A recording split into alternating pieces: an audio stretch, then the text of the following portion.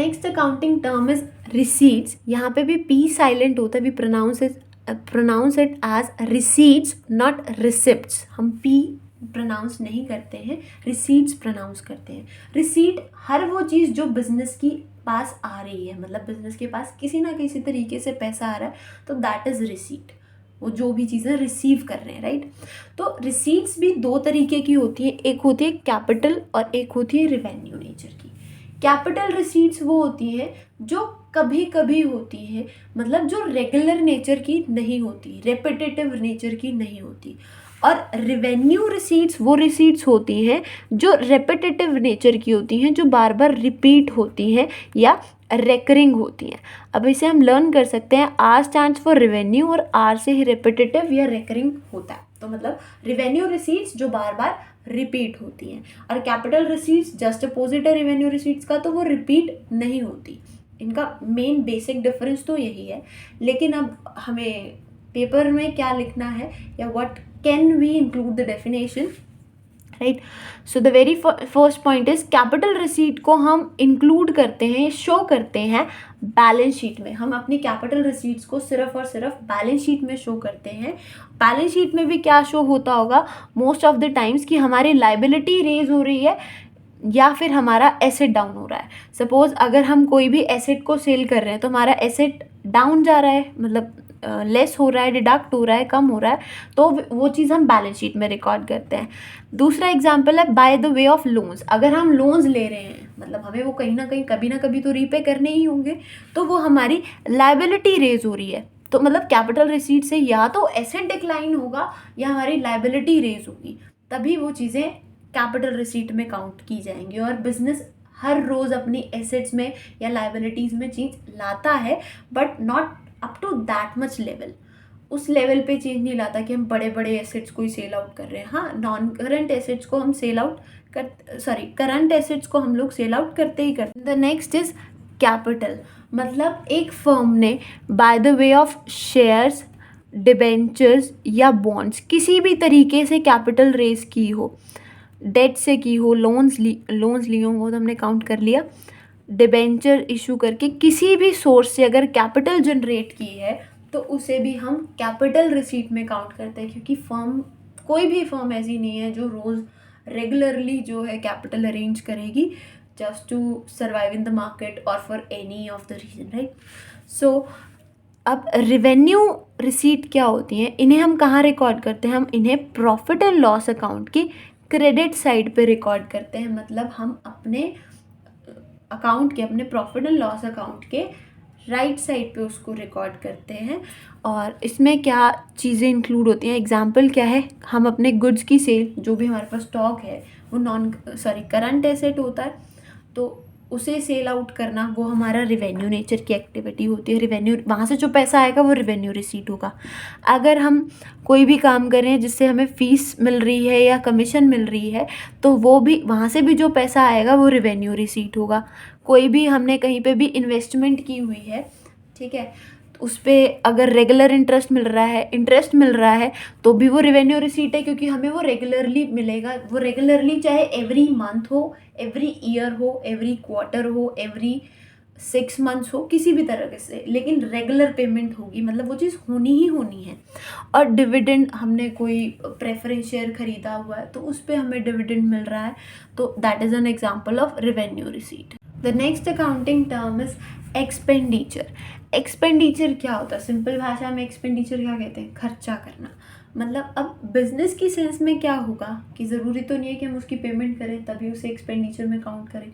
हो सकता है हम उस चीज़ को आज खरीद लें लेकिन हम उसे फ्यूचर में कभी पे करें, ठीक है, तो उस चीज़ को भी हम एक्सपेंडिचर में ही काउंट करते हैं.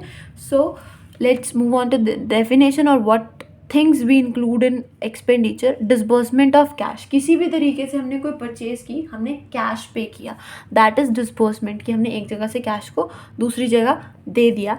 या फिर ट्रांसफ़र ऑफ प्रॉपर्टी, कि हमने कोई चीज़ खरीदी लेकिन हमने कैश नहीं दिया या हमने फ्यूचर पेमेंट का प्रॉमिस नहीं किया, हमने उसके रिटर्न में उसे कुछ ना कुछ property they the, property in the sense कि अपना कोई एसेट दे दिया, एज अ कोलेट्रल दे दिया, या हमने बार्टर सिस्टम के चलते हुए कि आप मतलब एक चीज़ ली और उसके रिटर्न में हमने दूसरी चीज़ दे दी ताकि वो ट्रांजैक्शन बैलेंस आउट हो जाए। या फिर हम एक लायबिलिटी इनकर कर लेते हैं, यानी हम लायबिलिटी क्रिएट कर लेते हैं, हम उसकी पेमेंट आज नहीं करते, हम कभी फ्यूचर डेट में, मतलब हम अपना क्रेडिटर बना लेते हैं उसको, तो उसे हम एक्सपेंडिचर बोलते हैं। Expenditure includes any kind of disbursement of cash transfer हो, या फिर ट्रांसफ़र ऑफ प्रॉपर्टी, या फिर incurred a liability for the purpose of acquiring asset। हम कोई चीज़ परचेज करने के लिए, एक एसेट को खरीदने के लिए जब हम खर्चा करते हैं, वो खर्चा हम कैश में पे करें या ना करें, उसकी जगह हम प्रॉपर्टी ट्रांसफ़र करें या फिर हम अपनी लाइबिलिटी रेज कर लें, किसी भी तरीके से अगर हम एसेट को खरीद रहे हैं तो that is considered as expenditure.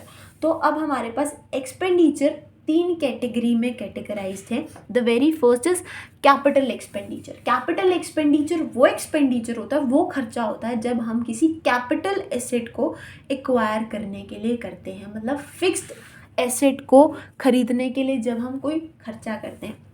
Suppose हम कोई लैंड खरीद रहे हैं, उसके लिए जो खर्चा करेंगे वो कैपिटल एक्सपेंडिचर होगा। बिल्डिंग खरीदने के लिए कोई खर्चा कैपिटल एक्सपेंडिचर होगा।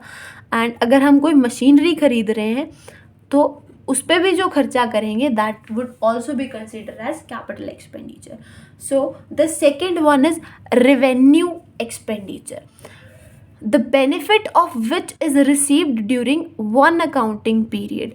कि रेवेन्यू एक्सपेंडिचर वो एक्सपेंडिचर होते हैं जो खर्चा हमने आज किया, लेकिन इसका जो बेनिफिट है, जो फ़ायदा है, वो हमें आने वाले प्रॉपर 1 साल तक मिलता रहेगा। कैपिटल एक्सपेंडिचर में ये जो बेनिफिट है ये हमें बहुत ही लॉन्ग टर्म तक मिलता है। मतलब सपोज़ हमने आज मशीनरी परचेज़ की तो वो हमें आने वाले 15-20 साल तक तो एटलीस्ट काम करके देगी ही देगी, बजाय हमें उस पर डिप्रिसिएशन चार्ज करना पड़ेगा। मतलब उसकी वियर एंड टियर कॉस्ट लगेगी, रिप्लेसमेंट कॉस्ट भी लग सकती है। लेकिन रेवेन्यू एक्सपेंडिचर वो एक्सपेंडिचर होते हैं जिनके बेनिफिट जो हैं वो हमें सिर्फ और सिर्फ 1 साल के अंदर अंदर, मतलब बहुत शॉर्ट टर्म के अंदर अंदर रिसीव हो जाते हैं। फॉर एग्जांपल हम कोई भी तरह का गुड्स बेचते हैं, हम अपने स्टॉक को सेल आउट करते हैं, तो वहाँ से मतलब स्टॉक खरीद के ला रहे हैं आगे रीसेल करने के लिए, तो उस स्टॉक पे जो खर्चा होगा वो हमारा रेवेन्यू एक्सपेंडिचर है कि हमें बार बार उससे पैसा जनरेट होगा।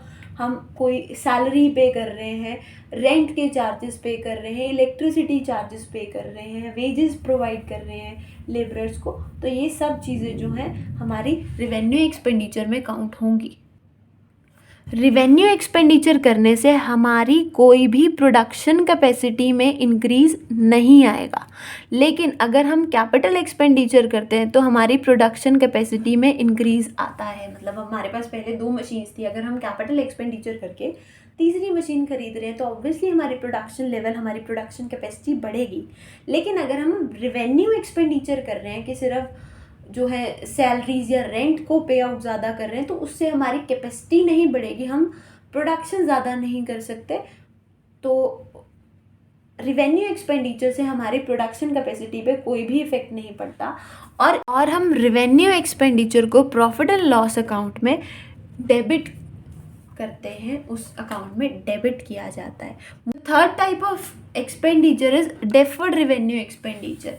ये एक्सपेंडिचर में रेवेन्यू वाले कैरेक्टरिस्टिक्स तो हैं कि हम उन्हें रिकॉर्ड कहाँ करते हैं, कैपेसिटी को इंक्रीज़ करेगा या नहीं, ऑब्वियसली कैपेसिटी को इंक्रीज़ नहीं करेगा, ये कैरेक्टरिस्टिक्स रेवेन्यू वाले तो हैं।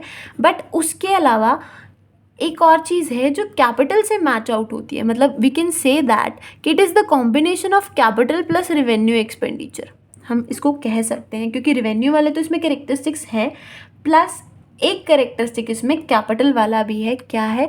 The benefit derived over a number of years, कि हम अगर खर्चा आज करते हैं तो हमें उसका benefit over a number of years मिलेगा। इसका मोस्ट फेमस एग्जाम्पल है हमारे एडवर्टीजमेंट एक्सपेंसेस, कि हम एडवर्टीजमेंट एक्सपेंस अगर आज करते हैं, हम आज कोई ऐड बनाते हैं तो उसका बेनिफिट हमें इस साल मिलेगा। और सिर्फ ऐसा नहीं है कि इस साल के एंड के बाद, मतलब इस साल के फाइनेंशियल ईयर के बाद हमें उसका कोई बेनिफिट नहीं मिलेगा। आने वाले सम ईयर्स, मतलब बहुत लॉन्ग टर्म नहीं, 10-15 ईयर्स तो नहीं, बट आने वाले 3 to 5 ईयर्स तक हमें इसका बेनिफिट मिलता ही मिलता है। तो एडवर्टीजमेंट एक्सपेंसेस, एडवर्टीजमेंट एक्सपेंडिचर को ही डेफर्ड रेवेन्यू एक्सपेंडिचर बोला जाता है, या most important most famous example है ये एडवर्टीजमेंट एक्सपेंसेस का।